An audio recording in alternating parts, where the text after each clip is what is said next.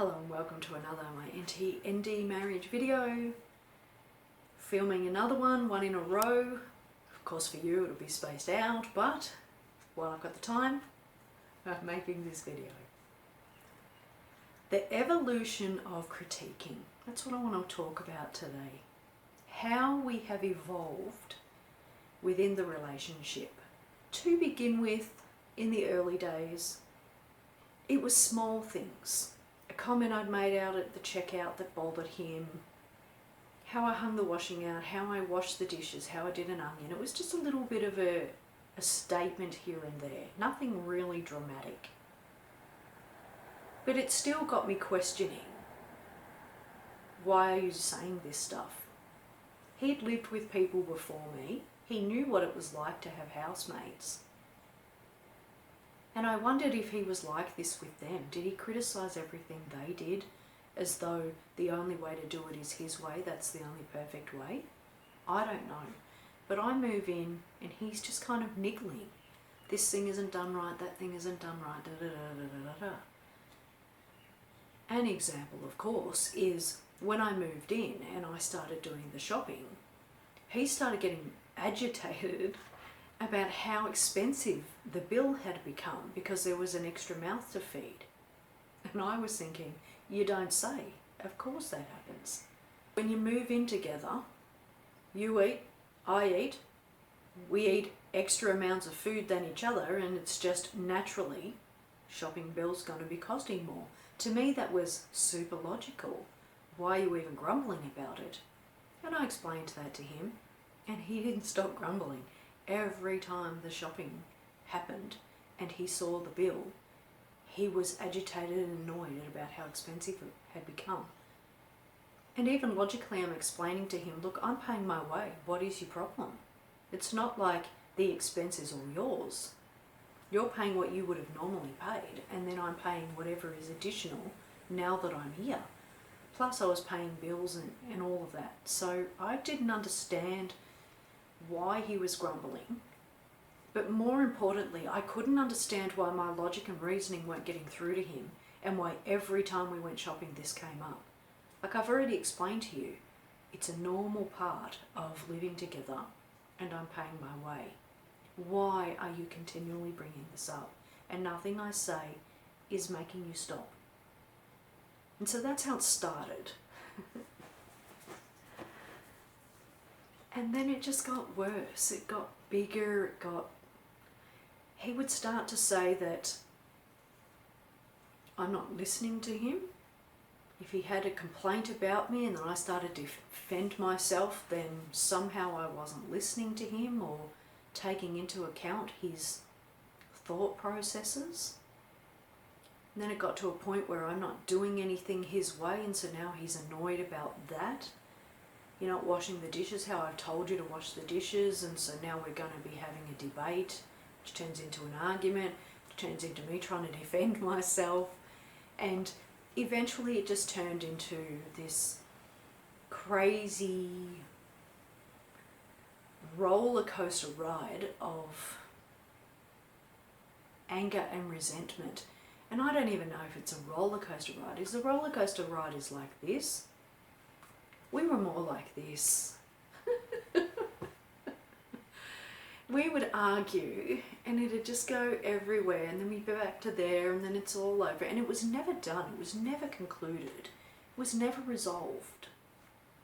And if by sheer chance we did say resolve something, or it just got pushed to the wayside or stopped being an issue for him, for example, me being there and the shopping bill going up eventually did stop being something he brought up, but it took a while.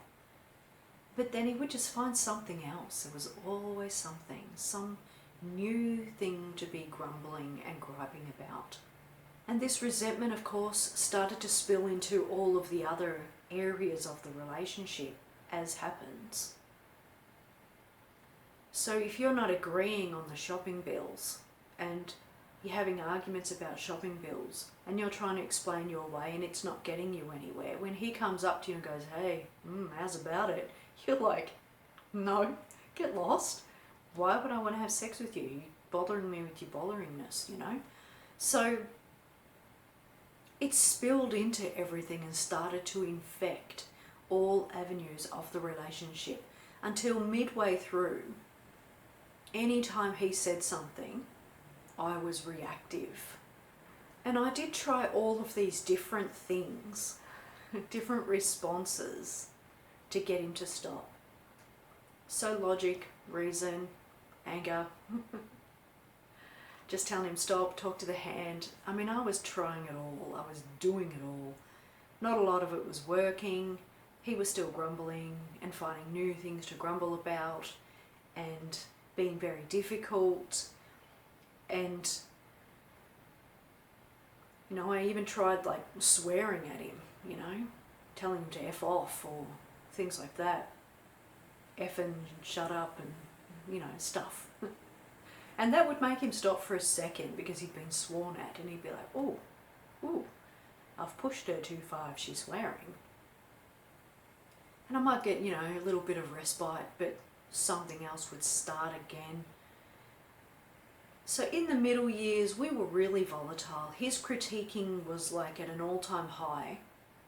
And my defending myself and my rebellion and my teenage angst, it was all coming to a head.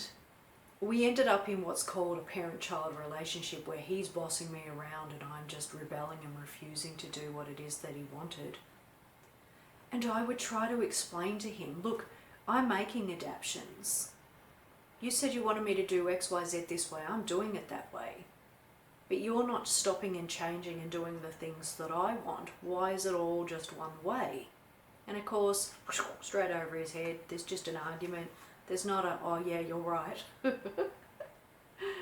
I wish. So eventually it evolves to me realizing when I was being drawn into a futile argument. You know as soon as he speaks, he says some weird thing and you're like, I see what you're doing here. I see what's going on. I've seen how this worked in the past. If I tried to do this or this or this or this, I'm not going there with you. And so I really started to just disengage. I started doing things like stop talking, not having this conversation with you. You're talking to yourself, bye-bye, see you later. I would put earplugs in, put earmuffs on, block my ears, la la la. I mean, crazy stuff. And I can hear him through the earmuffs, but he doesn't know that. So I got the earmuffs on and he's talking and I'm there going, what? Oh, can't hear you. And just stopped engaging. He would say what he had to say and I'd be like, that's nice, dear, you do you. And I would just not bother anymore. There was no point defending myself. Why is the shopping bill so high? Talk to yourself over there. Leave me alone. And that started to change the dynamic. I guess because he wasn't getting the reaction that he wanted. I don't know what reaction he wanted. Hey, if you're on the spectrum, let me know. What in the hell reaction are you wanting? Like, do you like the arguing? Does it just make you feel better? You just get to blow your fuse and then you feel good? I don't know. Maybe accusing somebody of doing things bad makes you feel better because they suck? I don't know. Anyway, I stopped giving him the reaction that he wanted. And so how that's evolved, of course I will give you an example of something that recently happened to give you an idea of how things go now, conversations. He turned the pilot light off on the heater. I positively hate him turning the pilot light off the heater because I cannot do it. I cannot get it back on. I follow the instructions to the letter and it just doesn't work for me. So I end up losing my mind and getting agitated because now I can't heat up the house because the pilot light on the heater's been turned off. Now the last time he did that was some years ago and I swore at him because I'd been asking him so many times not to turn the pilot light off and he kept turning it off. And then one day I just said to him, can you not effing turn the pilot light off? And again he hears the swear word and he's like, oh, she must be really cross. Yes, I am. So many years of telling you don't turn it off. Please don't turn it off. So it's been some time that he's turned the pilot light off. But nonetheless, he did it again recently. And of course we're sitting here all freezing and he's off working away. And we're there in beanie scarf, you know, I mean, ridiculous. So he gets home and I tell him not to turn the pilot light off. He puts it back on for me, explains how to do it, which it's neither here nor there. I know how to do it, it just doesn't work for me. Anyway, I said to him, how much does it cost anyway to run this pilot light? And he says, $10 a month. He's looked it up on his phone, it's $10 a month to run the pilot light. And I said to him, well, based on those figures, you recently brought yourself a gun scope for $5,000. Ouch. And he says it's a tax write-off, good on him, I don't care, that's not the point. I said to him, how much is $5,000 divided by 10? Anyway, it turns out it's going to take me 41 years of having that pilot light running to catch up to his expenditure. And when I put it like that, he was just kind of like, oh yeah, I see your point, I'll leave the pilot light on. Thank you, that's all I'm asking. Don't turn it off. So we've gotten to a point now where I can at least have that conversation with him, relatively logical, relatively calm. He didn't lose his temper, he didn't, lose his mind. He didn't get lost in the anger or the annoyance of things not going how he wanted. I didn't swear at him, this is also good. And so we've just gotten better at, I guess, communicating somehow. We're just less angry. And I think that that stems from the fact that because I wasn't engaging, and I haven't been engaging for about 5 years, it's just changed the dynamic between the two of us. I no longer feel so angsty and resentful and such, and he probably doesn't feel as triggered. But another thing I like to do as well is inject humour into my responses.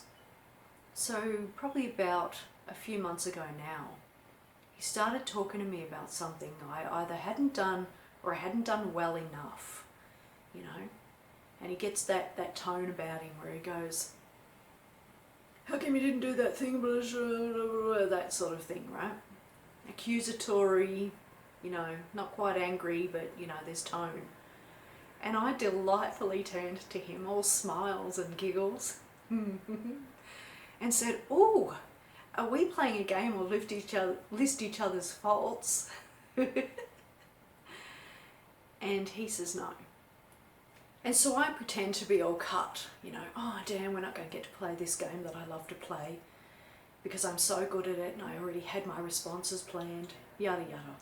And we end up both laughing about it because I've turned it into a goofy joke. And it did stop him in his tracks. When he said no, I could see him go no, and he's thinking, yeah, I see what I'm doing there. So we've gotten a little bit better at dealing with the critiques.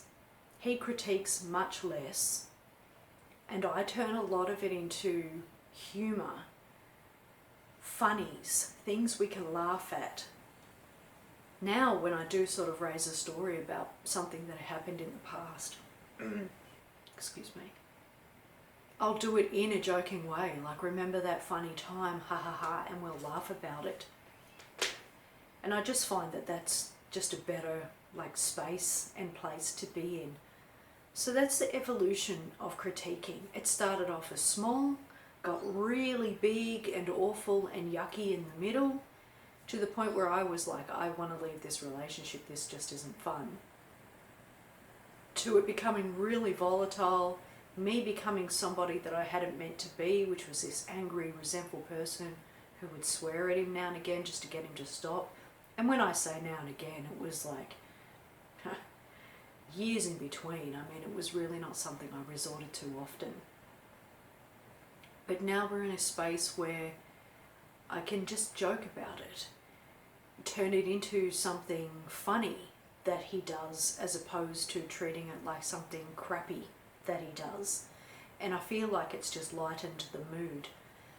And the reason I wanted to say this is because if you're starting out and you're wondering, how am I going to get my partner to stop finding fault, to stop critiquing, to stop acting like everything is done better their way? And that's if you are in this particular type of relationship, though maybe your partner does something similar but different. I would say that disengaging is probably the best thing that you could do. Just don't give them that reaction. And if they insist on, say, filling the dishwasher because they're better at it, or complaining when you fill the dishwasher because they're better at it, then handball it to them. And say something like, I'm going to give you the task now of doing the dishwasher because you're so good at it. You know, so handball as much as you can to them, and then that way they can't critique you because they're the ones doing it. And that way there, you've passed the buck in a nice way. There's no anger, you probably haven't escalated the situation. It's an engagement while being disengaging. And if they come up and start attacking and saying things, don't respond. I mean, that was probably my biggest thing in the early days, was I had to defend myself. I was like, how dare you think this incorrect thing about me? That's just rude and wrong. And it really drove me nuts. I knew me. You've been with me so long now, how come you don't know me? And I would always try to stand up for myself. And look, I'm not saying lie down like a dead dog. Never. Never. I never let him just walk all over me like a piece of crap. Like a doormat you're wiping your feet on. No chance. But I learned to pick my battles, and I learned to understand that a lot of the things that he's saying come from someplace else. When he's saying, you're crappy at, say, stacking the dishwasher, he's not even specifically meaning that I'm a terrible person and he doesn't like me. It's not coming from that. I have to find the thing behind the thing. And then even choose if I want to engage in the first place. Like, all right, yeah, I did a bad job stacking the dishes. The world's still running, we're okay. It's all good. So it was an evolution. I didn't start off this way. I didn't dive into the relationship with this frame of mind that I have now. We've had all manner of turmoil beforehand, before we get to where we are now. And now I just turn everything into a joke. So if I'd have gone back in the days and spoken to my younger self, the advice I would have given my younger self is, don't engage. Don't bother with him. This harassment thing that he's doing, that's him, not you. Don't bite. Pick the things you want to battle about. Try to laugh it off, turn things into some sort of humour. I don't know. I mean, it's working for me, it's working for us. It probably wouldn't work for everybody, but this is where we are now, and it's a more amicable place to be. We're in a friendlier place and space than we used to be. So yeah, I don't know what the future holds. For all I know, something bad could happen, catastrophe. I don't know, house burned down, touch wood it doesn't. And then he just gets all wild again like he used to in the old days, where any kind of something going wrong would make him really impossible to be around. And so that could be on the cards in the future, there's no doubt. I mean, anything can happen. But for now we're in a good space, and I try to lighten the mood with a lot of humour, and that's working so far. So anyway, evolution of critiquing in this relationship. Hopefully you found this video somewhat helpful, and thank you for taking the time to watch this video. I really do appreciate it.